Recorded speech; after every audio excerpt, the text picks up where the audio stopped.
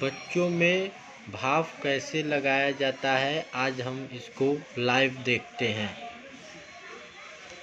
बच्चों में भाप 3 मिनट से लेकर 5 मिनट तक लगाना चाहिए।